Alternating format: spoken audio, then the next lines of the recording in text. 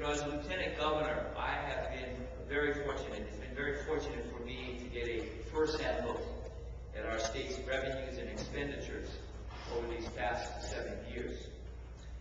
I see the drivers of our economic engine and the trends that are emerging as we go forward. With year-round sun and surf, our tourism industry continues to be the primary economic driver for our island state. For decades, tourism has helped to shape our economy and contribute to a boom in the development of our unique land resources. And I think we all will agree that we have benefited tremendously from the growth of tourism and land development in Hawaii. However, this model, which is based on an over-reliance of our limited resources, is not sustainable in the long term. Further, it adds to our dependence on others for economic growth.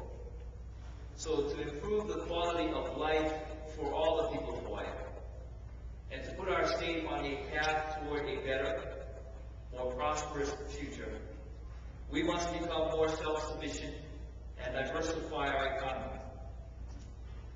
However, economic growth and diversification is easier said than done. In 2002, I think many of you remember that Forbes magazine said that doing business in Honolulu was, quote, equivalent to suicide. But I think we've come a long way since that time, and I know we don't want to go back.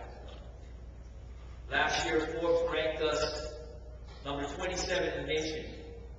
That was 10 spots better than the previous year, and 23 spots better than the last place ranking that we had in 2002. Another mark of our progress is the tech sector. According to the State Technology and Science Index, which is published by the Milken Institute, Hawaii climbed 11 spots over the previous year to rank number 28 in the nation. And it is my belief that these significant gains were due, in part, to the ambitious goals that our administration has set. In one, to reduce our dependence on fossil fuel through the Hawaii Clean Energy Initiative.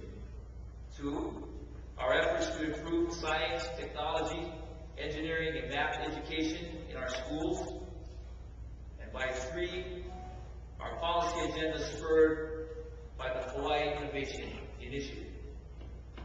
Now, this initiative, which was launched in 2007, set in motion the long-term transformation of our economy from one of an overdependence of land development to a reliance on human and innovation development. For it is through developing the knowledge and talent of our young people and all of our citizens that we will build a foundation on which Hawaii can grow and diversify our economy. And the high-tech industry exemplifies the progress our state can make when we put into place incentives to spur economic growth and diversification.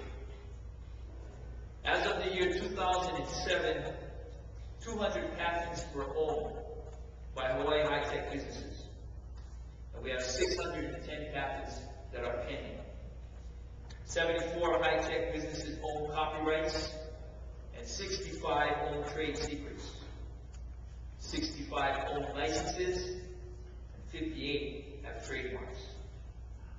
Now, I will submit to you that these economic indicators are important because they create wealth and generate growth, which is far beyond the companies which they originate from. They also bring high-paying jobs.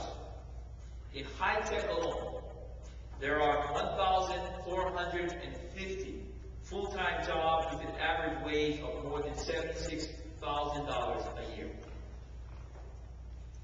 And as a parent of 4 children, I can tell you that I want to cultivate an environment in which our children can remain in our state throughout their entire lives. And therefore, these jobs are very important to all of us. It is my belief that incentives can and will retain and attract intellectual and financial capital in Hawaii. And committed to doing everything that I can do to ensure that we grow and diversify our economy. But unfortunately, our state recently took, in my opinion, a big step in the wrong direction by putting our tech industry at the current crossroads. Senate bill known as 199 is a bill that passed this legislative session, and it was allowed to become law. This new law cuts the high technology business investment tax credit, which is also known as Act 221, by what I believe making severe retroactive limitations to claims for investments made in the high-tech industry. While the limitations to this tax credit will provide some savings to our state in the short term, this flawed measure has the potential to cripple an entire industry that we have worked for a decade to build up in order to diversify our economy. Investors and businesses plan years in advance, and fundamentally changing the rules in what I would call midstream was short-sighted and detrimental to our future.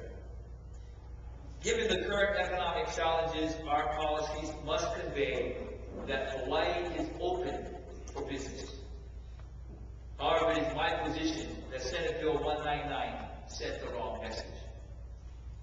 But regardless of this bill's flaws, it is not a law. However, that does not mean that we should give up and abandon our high-tech industry that SB 119 put into jeopardy. In the coming weeks and months, I will be leading our state's efforts to formulate solutions to grow up our high-tech industry and to put us back on track. Needless to say, your input and involvement in this new endeavor is critical to our success. I will be reaching out to many of you, and together, I think, with the support of our tech community, we will propose legislation next year, which I hope will grow and expand our high-tech industry. We can, and I think we will make a difference, and I think you all know the government can't do it alone. I need your help, for our future is at stake. The entire business community is watching all of us. But with your help, I'm confident we can overcome the challenges of today to ensure a more prosperous tomorrow.